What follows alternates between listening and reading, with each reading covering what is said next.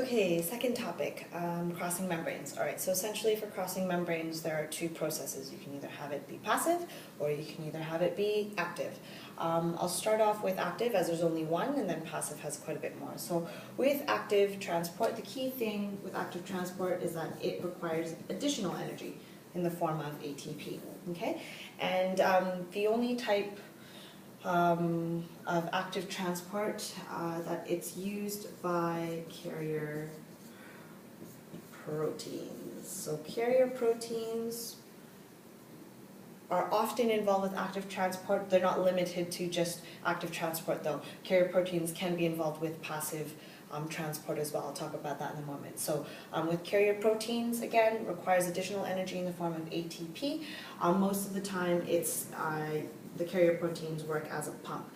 So for example, if you haven't already learned, you have the sodium-potassium pump, which is responsible for helping to generate nerve impulses. Okay, the second one, passive transport when trying to move things across the membrane.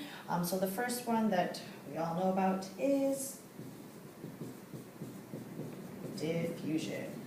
Already know this, movement from an area of high to low, okay? There's different types of diffusion. The one that we all know about is osmosis, specific to the movement of water. The second type, which you've learned this year, is facilitated diffusion.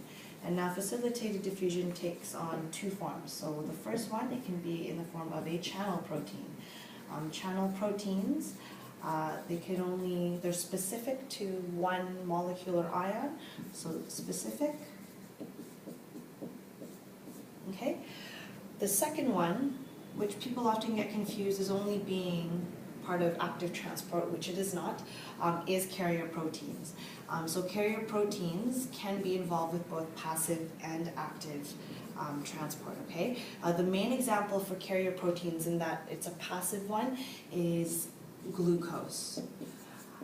Because the glucose molecule is rather large, it doesn't fit into a channel protein, so it requires a carrier protein. And we know that with carrier proteins, once the molecule that needs to be transported is joined with it, it will change shape and then release it on the other side. So the key thing with carrier proteins is that they change shape.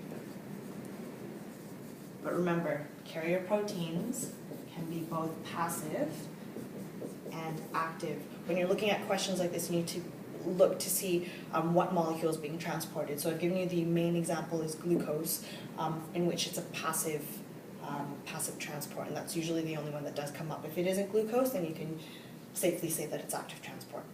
Okay? So that's crossing membranes.